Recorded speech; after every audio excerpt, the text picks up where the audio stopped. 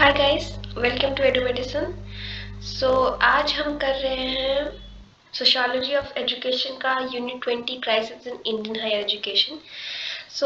Before starting the lecture, पहले आप जान लीजिए कि ये चैप्टर बहुत ज़्यादा इम्पॉर्टेंट है। क्वेश्चन हमेशा इससे आए हुए हैं एग्ज़ाम में, और मैं अकॉर्डिंग टू इम्पॉर्टेंट टॉपिक्स चल रही हूँ। और साथ में एक और वीडियोस आती होंगी, 2 प्लेलिस्ट हम क्रिएट कर देंगे जिसमें केवल फर्स्ट बुक अभी कवर हो रहा है, सेकंड बुक मोस्टली मैं कवर कर रही हूँ। और मैं फर्स्ट ऑफ ऑल सारे इम्पॉर्टेंट टॉपिक्स अपलोड करूँगी, देन उतने जो इम्पॉर्टेंट टॉपिक्स नहीं है उनको अपलोड करूँगी। तो जैसे मैंने आपको अपने बहुत सारे वीडियोस में बताया है कि लर्निंग ऑब्जेक्टिव्स में हमेशा देखिए कि उस चैप्टर में क्या है। तो यहाँ पे हमें मेजर पॉलिसीज जो थी वो हायर एजुकेशन के रिलेटेड वो देखना है। उसके बाद हमें डेवलपमेंट देखना है कि कैसा एक्सपेंशन हुआ हायर एजुकेशन का इंडिपेंडेंट इंडिया में। और मेजर फैक्टर्स को हमें देखना है जो हायर एजुकेशन के क्राइसिस के लिए, उसके खराबी के लिए और फ्यूचर ऑफ हायर एजुकेशन हमें देखना है। क्या होता है कि यूजुअली क्वेश्चन इन्हीं से बनते हैं, और जो यहाँ पे लिखा होता है लर्निंग ऑब्जेक्टिव, बेसिकली हमें वही ज़्यादा पढ़ना होता है। बाकी इसके अलावा भी बहुत सारी चीज़ें दी हुई होती हैं, ऐसा नहीं कि इग्नोर करें, आप रीड करिए, उसको समझिए, बट क्वेश्चन इन्हीं में से फॉर्मेट होते हैं, मतलब बनाया जाता है जब क्वेश्चन। तो उसके बाद इंट्रोडक्शन में आते हैं, तो आपको जिस तरीके से पता है कि हम हमारे एंशियंट टाइम में, प्राचीन काल में हम गुरुकुल जाते थे और पाठशाला जाते थे, जिसमें आश्रम में, जहाँ ऋषि या गुरु से हम बहुत कुछ सीखते थे, हमारे पूर्वज ऑफ कोर्स। और वो एक लेवल तक जब आप एजुकेशन और कुछ स्किल सीख लेते थे, कुछ आपको नॉलेज हो जाती थी, तो फिर वहाँ से आप निकल जाते थे। आज क्या होता है कि आज गवर्नमेंट फंडेड स्कूल हैं, गवर्नमेंट का सरकारी स्कूल है, पब्लिक स्कूल्स है जो कि प्राइवेट लोग चलाते हैं, किसी इंसान का हो सकता है, किसी ग्रुप ऑफ पीपल का भी हो सकता है। अब पोस्ट इंडिपेंडेंट एरा में क्या हुआ कि जो एक्सपेंशन था एजुकेशन का, वो हर लेवल पे, चाहे वो प्राइमरी हो, सेकेंडरी हो या हायर हो, हर लेवल पे एजुकेशन बहुत ज़्यादा डेवलप होने लगा। और लास्ट 5-6 डेकेड्स में तो बहुत ज़्यादा ही हम लोगों ने ग्रो कर लिया एजुकेशन के फील्ड में। हम वन ऑफ द लार्जेस्ट, मतलब कंट्री या हायर एजुकेशन जो हमारा है वो हमारी कंट्री में है। तो अब ये जो हमारा इवोल्यूशन हुआ, किस तरीके से इसका विकास हुआ एजुकेशन सिस्टम का, बेसिकली हम देखेंगे। तो जैसे हमारी लॉन्ग हिस्ट्री है एजुकेशन की, हमारी यूनिवर्सिटी हमारे देश में प्राचीन काल तब में भी नालंदा और तक्षशिला जैसे यूनिवर्सिटीज़ थी। हम लोग कितना उस टाइम भी एजुकेशन को इम्पोर्टेंस देते थे, शिक्षा को इम्पोर्टेंस देते थे। और मॉडर्न सिस्टम तब स्टैब्लिश होता है जब अंग्रेज बॉम्बे, कलकत्ता और मद्रास में 1857 में हायर एजुकेशन प्रमोट करते हैं। लेकिन ये मत सोचिएगा कि ब्रिटिशर्स ने किया तो बहुत अच्छा किया।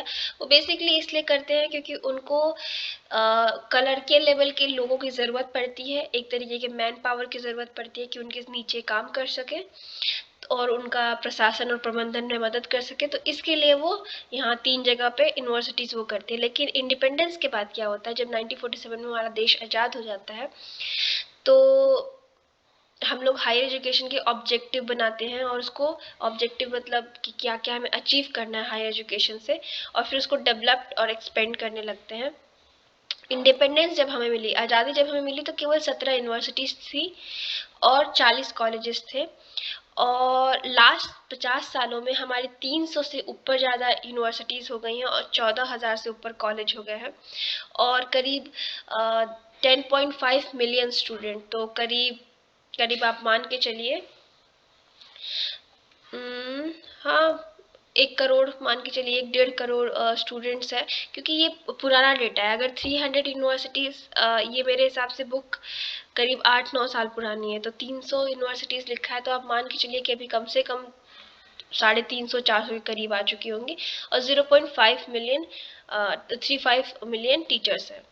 ठीक है। Highest largest higher education system in the world, सबसे हाईएस्ट है।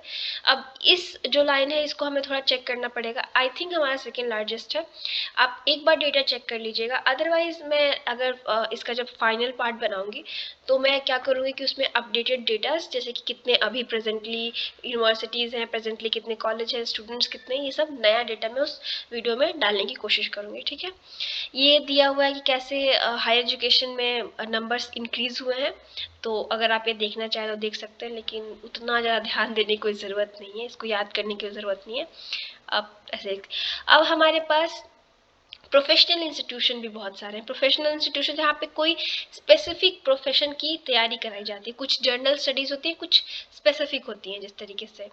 तो जैसे एग्रीकल्चर यूनिवर्सिटीज़ हैं, मेडिकल यूनिवर्सिटीज़ हैं, टेक्नोलॉजिकल यूनिवर्सिटीज़ हैं, इंजीनियरिंग यूनिवर्सिटीज़ हैं, जो कि पोस्ट इंडिपेंडेंस में बनाई गई, इंडिपेंडेंस के बाद, क्योंकि हमें प्रोफेशनली ट्रेंड मैन पावर की ज़रूरत थी। हमारे देश के विकास के लिए हमें चाहिए थे ऐसे स्किल्ड लोग जो बहुत सारे चीज़ों को जानते हो। टेक्नोलॉजिकल फील्ड में भी चाहिए थे, मेडिकल फील्ड में भी चाहिए थे।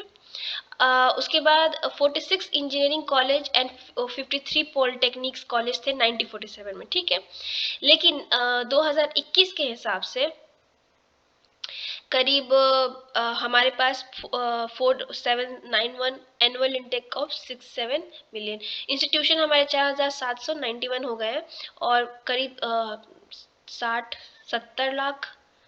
70 लाख के करीब हमारे स्टूडेंट्स इनरोल्ड हैं। बट अगेन मैं ये बोलूँगी 2001 और 2 का है ये, तो अभी का मैं चेक करके लास्ट वीडियो में आपको अपडेट कर दूँगी। फर्स्ट वीडियो इंट्रोडक्शन इतना ही रहेगा। अगर सम अप करें तो हमारा इसमें बोलने की कोशिश की गई है कि हमारा इवोल्यूशन बहुत ज़्यादा हुआ, आज़ादी के बाद स्पेशली हुआ। मॉडर्न सिस्टम जो यूनिवर्सिटी का था वो इंट्रोड्यूस तो अंग्रेजों द्वारा करवाया गया था कि उनका प्रशासन और प्रबंधन के लिए लोग मिल सके। बाद में आज़ादी मिलने के बाद वो बढ़ता गया, और 2001 तक आप देख सकते हैं, 2 तक इतना इम्प्रूव हो गया है। न्यू डेटाज मैं फाइनल लेक्चर्स में अपडेट कर दूंगी आपको। And thank you. तब तक के लिए वीडियो लाइक करिए, चैनल को सब्सक्राइब करिए, अपने सारे फ्रेंड्स के साथ शेयर करिए। हमारे टेलीग्राम ग्रुप का भी लिंक दिया हुआ है, वहाँ पे हम हाईलाइटेड नोट्स तो देते ही हैं। हाँ, hand written notes with time आपको मिलते रहेंगे। उस पर भी प्रॉब्लम ये होती है कि हमें सारा कुछ 2 ही लोगों को करना होता है, तो बहुत टाइम टेकिंग हो जाता है। पहले वीडियो बनाना है, हाईलाइट करना है, देन हैंड रिटन नोट्स भी। तो ग्रेजुअली आपको लेकिन सब कुछ मिल जाएगा। So thank you so much, have a nice day.